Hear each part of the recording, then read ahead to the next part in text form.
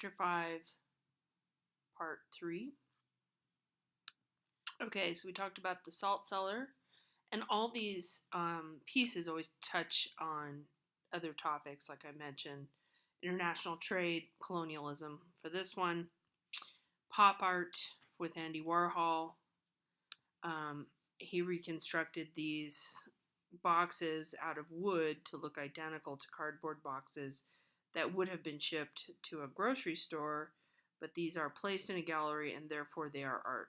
So pop art, is from the 50s, early 60s and 70s. Warhol is the main person that we talk about when we talk about pop art. He's the leader of it. And he's commenting on commercialism, packaging. He was a graphic artist, and that's partly why he chose this method of communication. All right, so our next topic is going to be art that glorifies food, another subheading. So food has an aesthetic quality to it. It does sustain us on our basic level of our needs, but partly because of that, and also just as an aside, we look at food in a admiring way. We appreciate it. We appreciate the ripeness of fruit. We appreciate when things look really healthy and well presented. That makes us calmer, and that makes us, really feel like we're going to digest well, right? So, food shapes and textures are subject of many sculptures and still life painting. Still life, that's what it is a still life. It's stuff that's living, but it's not moving, which is food. Okay, so this particular piece is a Dutch piece, a table of desserts. So it's in the Baroque period. So we're looking at beautiful food displayed, piles and piles. And a lot of this stuff now, again, like the salt and pepper that I mentioned, common table objects in the grocery store, no big deal, super cheap. But in this time, Baroque is just after the Renaissance. These objects, these different sort of tropical fruits, because here we are in Northern Europe, they're not that easy to come by. So these are things that show wealth, and they show prosperity, and they show healthiness, and they're very difficult to obtain. But what this also is, this painting is beautiful food painting, is what we call is a vanitas. It's sort of a meditation on the impermanence of life. And vanitas, this is the typical way that it's painted and the typical way that it's shown. Oftentimes there's like a timing device, like a sand, an hourglass with sand, and the sand's coming out, or a skull, or there's some other things put in there as well at times, or a mirror to show that you're aging, that kind of fun stuff. But it's talking about the inevitability of death and not to focus too much on the earthly pleasures, that heaven is coming. Of course, we're in a Judeo-Christian model here. We're not to focus on the earthly delights, as it were.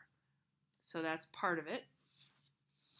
Also, Wayne Thiebaud, we're kind of flip-flopping back to pop art. Thiebaud, 63, is back to Warhol's pop art style, commercialization of food. Now we're looking at this food as a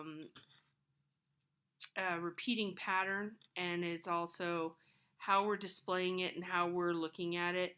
We're no longer looking at each individual pie as this beautiful object and it was handmade.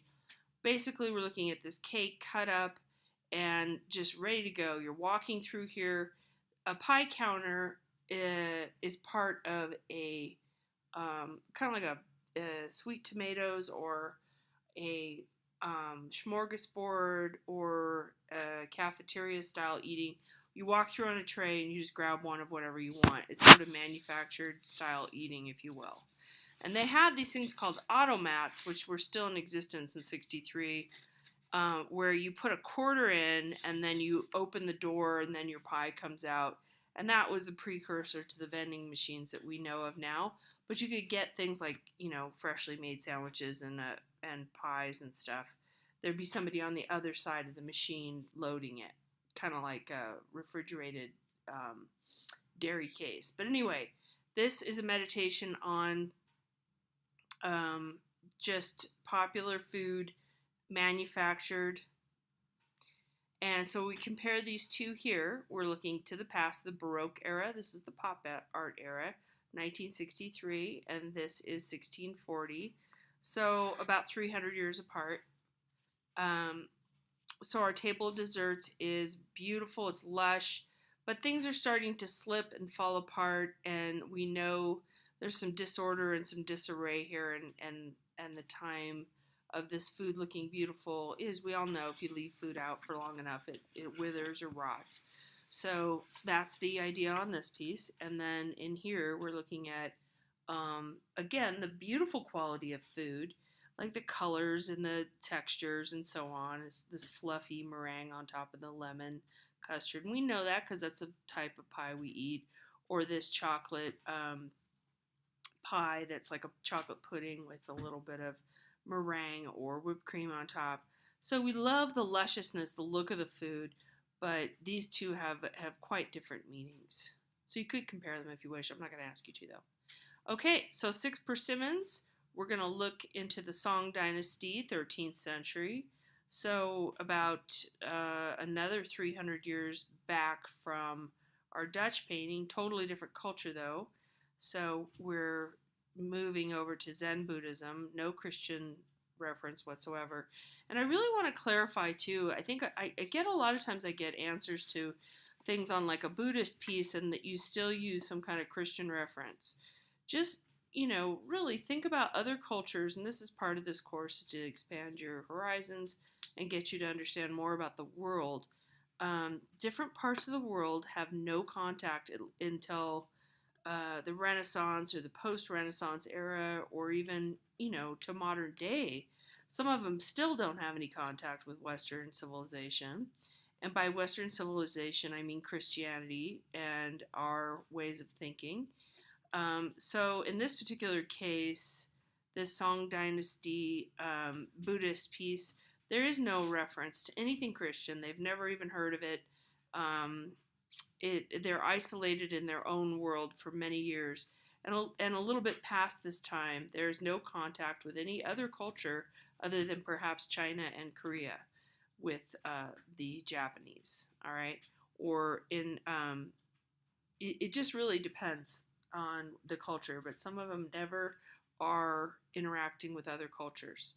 Okay, so in this particular case, the idea here is to leave a lot of space, and simplicity is another one, and that's why there's one color here really with shades of that same color. Remember our tint and tone, using the ink and then watering down a little bit to a gray, perhaps watering it down further, and then less ink in the brush, just this very light outline here. But the idea of simplicity is important in Zen Buddhism, and then spontaneity and that capturing the brush stroke, capturing the movement. It's true with pottery too. Different culture, changing continents again. We're into the New World in Peru. A lot of beautiful, rich artwork in Peru. This is an Inca piece. Sadly, much of it is lost and was melted down and brought to Spain. Just a huge amount of the art that was in Peru and other parts of the New World as well, but specifically there for the most part. Okay, silver, representation of a maize plant, which we know to be corn. Corn is a New World vegetable. It did never occur in Europe until Columbus and Cortez and all the conquistadors came from Spain, and different parts of Europe too reached different areas of the New World. But at any rate, none of that food had reached Europe, including the tomato and potato. Those were brought to the Old World, meaning Europe. And at any rate, the maize or corn was a big part of the food staple, still is, for a lot of native cultures, and we eat quite a fair amount of it too in the U.S. so it's a modern vegetable as well. But it had religious, political, and agricultural traditions. So in this case, the gold that we see here, a little bit on these corn nuggets right here, that is the sun's sweat, and the silver were the moon's tears. And you have to remember, with gold and silver, like many other things in the world, the meaning of that material changed over time. The Spanish saw it as money, and the Incans saw it as the highest form of metal that would relate to the gods. Okay, so there's some past history where you could say that about gold and Christ with the Spanish or other European countries, but it really had that importance for the Incans. It wasn't that they wore it or they used it for artwork to show their wealth. They were trying to show their closeness to God. Okay? So that's how they felt about it. So the moon's tears are the silver, gold right here, sun's sweat. All right, again, we're shifting a number of millennia or a number hundreds of years. Anyway, millennia or thousands of years. I was exaggerating. Okay, to the artichoke halved, 1930, Edward Weston. Edward Weston has made some of the most beautiful, detailed, gorgeous photographs that have ever existed. And part of that reason is the experimentation with media and the focus and time he took to really, and I didn't mean to make a pun there, but that's also to do with photographer about the level of focus and the exposure with the time. But he spent a lot of time working with media and leaving the aperture open or using different types of photography, different types of papers and exposures when he was printing the photographs to get these beautiful high definition photos. We think about it as high resolution now, but that isn't what the phraseology was back when. But look at all that detail in there, all that gorgeous texture that you see in here. Every little thing inside the half of the artichoke. We're used to slicing an artichoke in half like this and looking at it. It's a common food thing for us now, and roast them on the barbecue or it's served in a restaurant like this. But his idea was to really simplify it with black and white and really explore those textures and abstract it. Now, this is an abstracted piece because if we looked at this, we might not even know it was an artichoke until we really started to look at it, okay? It looks almost like a female sexual organ, or it could be a tunnel, or it could be a lot of things here before we really understood that that was an artichoke. So it's abstracted, not fully representational. Okay, so grace in natural forms and also the technical achievement. I think there's only one more here. Oh yeah, 6 persimmons. So if you look at this as reflecting inner spiritual beauty demonstrated on a large plane, again, spontaneity, being in the moment, control of that brushstroke, but also just capturing that movement of a single brushstroke, single little mark there, single mark there, not belaboring it and dabbing at it, going back and coloring in. Absolutely not happening with ink painting with Zen Buddhism, okay, which is also translates into Chinese and Korean culture as well, but Japanese brushstroke, one time only, commit to it and do it, okay? Simplicity, spiritual beauty, and space around things. Artichoke, inner physical beauty in the interior of this, but also abstraction, okay?